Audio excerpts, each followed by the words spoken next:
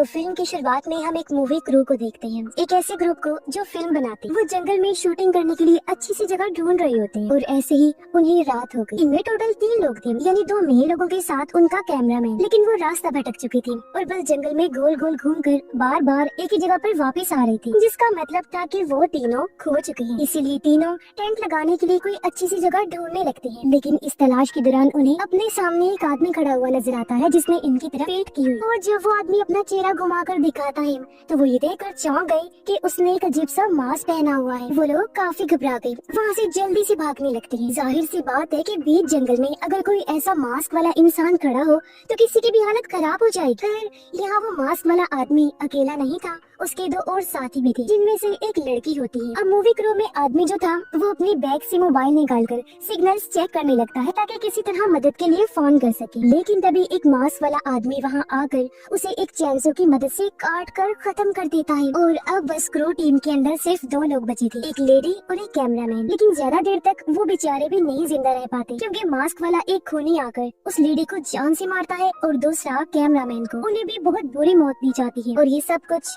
उस कैमरामैन के कैमरा में रिकॉर्ड हो चुका होता है। फिर यहाँ से सीन शिफ्ट होता है और हम एक और मूवी क्रू को देखते हैं। इस टीम में भी सिर्फ 3 मेंबर्स ही होते हैं। इनमें जो लड़की थी उसका नाम होप था, उसका एक साथी और कैमरामैन थे। उनको एक प्रोड्यूसर ने उनके शॉर्ट फिल्म के लिए एक अच्छा सा कैबिन ढूंढने के लिए बोला था, लेकिन फिलहाल उन्हें कहीं भी कोई अच्छा कैबिन नहीं मिल रहा होता। लेकिन हॉप का कहना था कि शायद जंगल के अंदर कोई ना कोई अच्छा कैबिन जरूर मिल जाएगा। और फिर वो सब कार में बैठकर जंगल की तरफ निकल जाते हैं। फिर रास्ते में एक गैस स्टेशन पर रुककर कार में पेट्रोल डलवाते हैं। कैमरामैन ही कार के अंदर फ्यूल डाल रहा था और वो यहाँ सब कुछ रिकॉर्ड कर रहा होता है और बताता है कि प्रोड्यूसर ने उसे सब कुछ रिकॉर्ड करने को बोला है, इसीलिए मैं ऐसा कर रहा हूँ। प्रोड्यूसर ने कहा है कि कैमरा कभी भी बंद नहीं होना चाहिए। जिसके बाद वो सभी जंगल में जाते हैं, जहाँ जंगल के बीचों बीच उनको एक कैबिन दिख भी जाता है। अब होप का साथी जिसका नाम बेन था वो काफी डर गया था। उसका ये कहना था कि हमें यहाँ से चलना चाहिए, लेकिन होप उसकी एक बात नहीं सुनती और कैबिन के अंदर जाने लगती है। तभी उसे अंदर से किसी लड़की के चिल्लाने की आवाज आती है, इसीलिए वो सभी अंदर गए चेक करने के लिए। वो देखते हैं कि यहाँ टीवी चल रहा है और चिल्लाने की आवाज दरअसल उस टीवी से ही आ रही। अब वो पूरे कैबिन को चेक करने लगे, जहाँ तभी उन्हें कैबिन का मालिक मिलता है। वो उन पर गुस्सा करने लगता है, लेकिन वो उसको सारी बात बताते हैं कि उन्हें इस कैबिन में से चिल्लाने की आवाज आई थी, जिस वजह से ही वो अंदर आ गए। अब यहाँ पर होप कैबिन के मालिक से कहती है कि हम आपका ये कैबिन 2 दिन के लिए किराए पर लेना चाहते हैं। और अब कैबिन का ऑनर सारी सूरत हाल को देखते हुए कैबिन के 2 दिन के $2000 मांगता है, जो कि बहुत ही ज्यादा थी। वो दरअसल उनकी मजबूरी का फायदा उठा रहा है। अब क्योंकि मूवी तो उन्हें बनानी ही थी, इसलिए होप उसे 1 दिन की $750 की ऑफर करती है। अब पहले तो ऑनर ऑफर मना कर देता है, लेकिन बाद में मान भी जाता है, क्योंकि उसके लिए ये भी काफी अच्छी रकम। अब होप उसे पैसे देती है, जिन्हें लेकर ऑनर वहाँ से जाने ही वाला होता है, लेकिन कुछ सोचकर रुक जाता है और उन्हें जंगल में ज्यादा अंदर जाने से मना करता है, क्योंकि जंगल के अंदर कुछ लोगों का एक ग्रुप रहता है जो कि शायद उन लोगों का यहाँ आना पसंद नहीं करेंगे। वो बताता है कि उस ग्रुप के बहुत सारे लोग यहाँ पर रहते थे, लेकिन फिर गवर्नमेंट ने आकर इन लोगों को यहाँ से भगा दिया। इनमें से कुछ लोग तो चले गए थे, लेकिन कुछ इस जंगल के अंदर छुपकर रहने लगे। ये सारी बातें बताकर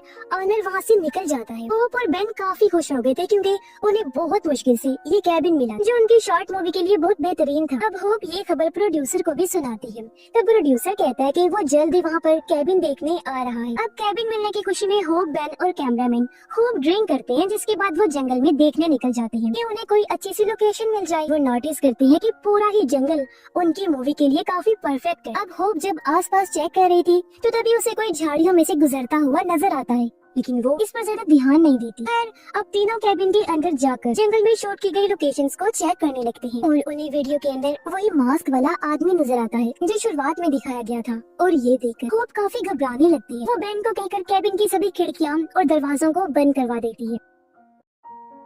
थोड़ी देर बाद वहाँ पर प्रोड्यूसर भी आ जाता है। वो सभी प्रोड्यूसर को सारी बात बताकर उसको वो फुटेज भी दिखाते हैं, लेकिन उसका कहना था कि वो बस कोई बच्चा होगा जो मजाक कर रहा है। प्रोड्यूसर उन सबको वहीं पर रुकने का कहता है, लेकिन होप अब वहाँ रुकना नहीं चाहती थी। इस पर प्रोड्यूसर कहता है कि ठीक है, वो रात कहीं और गुजार लेंगे, लेकिन उन्हें थोड़ा सा रुकना पड़ेगा, क्योंकि मेरे एक साथी यहाँ आने वाली है कैबिन को चेक करने के लिए। वो बेन को कहती है कि सामान पैक करो, जो कि खिड़की के पास बैठा हुआ था। होप जैसे खिड़की से बाहर देखती है, उसे वही मास्क वाला आदमी नजर आता है। और अच्छी बात ये होती है कि सब कुछ कैमरा में रिकॉर्ड हो चुका था। वो फौरन प्रोड्यूसर को सब कुछ बताती है। वो अभी कैमरा देखने ही वाला था कि तभी कोई दरवाजे पर दस्तक देता है। जब प्रोड्यूसर बाहर जाके देखता है तो वहाँ कोई भी नहीं होता। प्रोड्यूसर को लगता है कि ये सिर्फ किसी बच्चे का मजाक है, इसीलिए वो वापस अंदर आ जाता है। होप और बेन को समझाता है कि तुम लोग ज्यादा ही सोच रहे हो, इतनी टेंशन मत लो, और कहने लगता है कि हमें अपनी शॉर्ट फिल्म की शूटिंग शुरू कर देनी चाहिए। अभी वो ये बात कर ही रहा था कि तभी दोबारा से दरवाजे पे दस्तक होती है। इस बार जब प्रोड्यूसर बाहर गया चेक करने,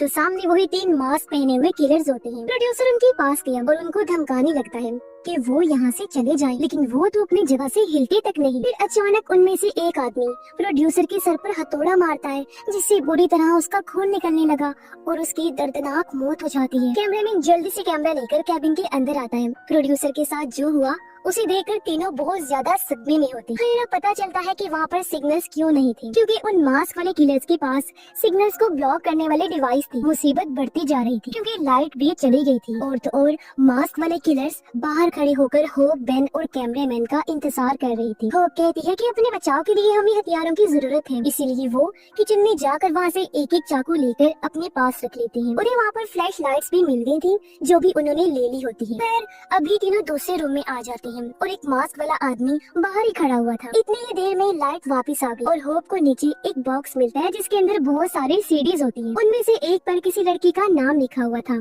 तो होप उसे डीवीडी प्लेयर में डालकर प्ले करती है। उसके अंदर इसी लड़की की फुटेज होती है और वो मास्क वाले लोग जबरदस्ती उस लड़की को बाहर ले जा रहे होते हैं और उसके हाथ पैर बांध देते हैं। फिर उसके चेहरे पे घास काटने वाली मशीन को चला देते हैं, जिससे उसके पूरे चेहरे का बुरा हाल हो गया और तड़प तड़प कर लड़की की मौत हो जाती है। खौफनाक बात ये थी कि जिस रूम में वो लड़की सो रही थी वो असल में इसी कैबिन का ही रूम था। इसका मतलब ये था कि मास्क वाले लोग जो भी हैं वो बहुत टाइम से ये सब करते आ रहे हैं, और जो लोग भी इस कैबिन और जंगल में आया करती थी तो ये मास्क वाले लोग उन सबको मार दिया करती थी। साथ ही साथ वो उनकी वीडियोस भी बनाते हैं। अब ये लोग सोच समझकर खुद ही उन मास्क वाले लोगों से पूछते हैं कि तुम्हें आखिर चाहिए क्या, तो वो कहते हैं कि उन्हें सिर्फ लड़की चाहिए, यानी कि होप। जो जानकर होप और ज्यादा घबराने लगती है। फिर वो मास्क वाली औरत को समझाने की कोशिश करती है कि उसने कुछ भी नहीं किया, वो बस एक फिल्म मेकर है, तो वो उन्हें वहाँ से जाने दे। लेकिन जाहिर है मास्क वाले किलर्स उनकी बात नहीं सुनने वाले थे और बेन भी होप को यही समझाता है कि ये लोग कुछ भी नहीं समझेंगे। फिर तभी वहाँ कार में प्रोड्यूसर की साथी भी आ जाती है और होप बेन को कहती है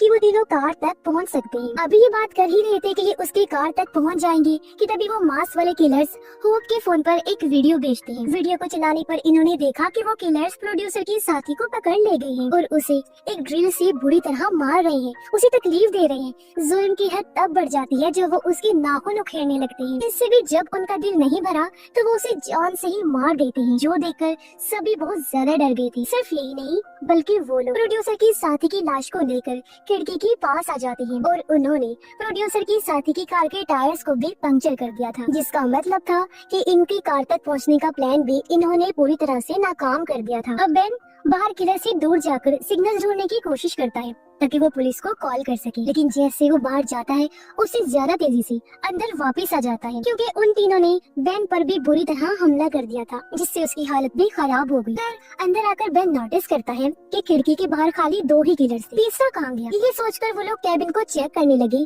कि कहीं वो अंदर तो नहीं आ गया। बेन ने एक रो बार भी अपनी हिफाजत के लिए पास रख लिया था। अब जब वो दोनों कमरे में जाते हैं तो वहाँ सब कुछ बिखरा पड़ा होता है। सूरत हाल को चेक करने जब बेन बेड के पास आया तो तीसरा किलर जो बेड के नीचे छुपा हुआ था वो बाहर आकर बेन की टांगों को पकड़ लेता है।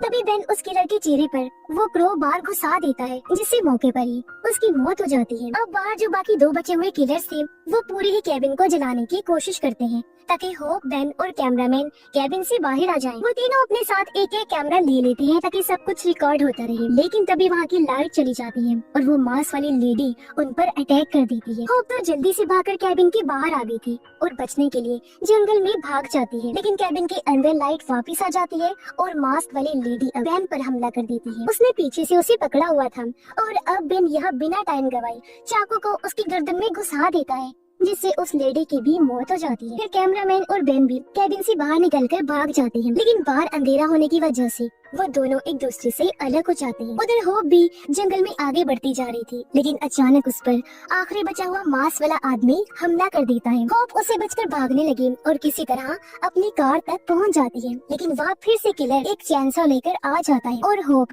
एक बार फिर भागती है। उधर कैमरामैन को सिग्नल्स मिल जाते हैं और जैसे वो पुलिस को कॉल करने लगता है तभी एक और मास्क वाला आदमी आ जाता है। उसने पीछे से कैमरामैन पर हमला कर दिया और उसे जान से मार डालता है। ये वाला किलर वो चैनसो वाला किलर नहीं था। इसका मतलब ये है कि वहाँ और भी ऐसे कई सारे लोग थे जो ऐसे ही खतरनाक काम कर रहे हैं। उधर होप भागती भागती रोड तक आ गई। रोड पर एक कार भी आ रही होती है जिसके अंदर और कोई नहीं बल्कि कैबिन का ऑनर था। होप कार में बैठ जाती है और उसने ऑनर को सारी बात बता दी और अब वो मदद मांग रही होती है, लेकिन ऑनर मदद करने की बजाय होप को वापस कैबिन की तरफ ही ले जाने लगता है। और तब हमें ये हैरान कुन जानकारी मिलती है कि वो ऑनर भी उन्हीं मास्क वाले लोगों में से एक था। इस बात की भनक लगते ही होप एक चाकू को कैबिन ऑनर के पेट में घुसा देती है और वहाँ से भाग निकलती है। तभी हम बेन को देखते हैं जो अभी भी इन मास्क वाले लोगों से बचकर भाग रहा था, लेकिन तभी वो एक पुराने से कैबिन तक पहुँच जाता है जिसके अंदर उसे कैमरामैन की लाश मिलती है। बेन जब अंदर गया चेक करने तो चैनसो लेकर किलर झट से उसके सामने आ जाता है। बेन पर भी चैनसो से हमला करके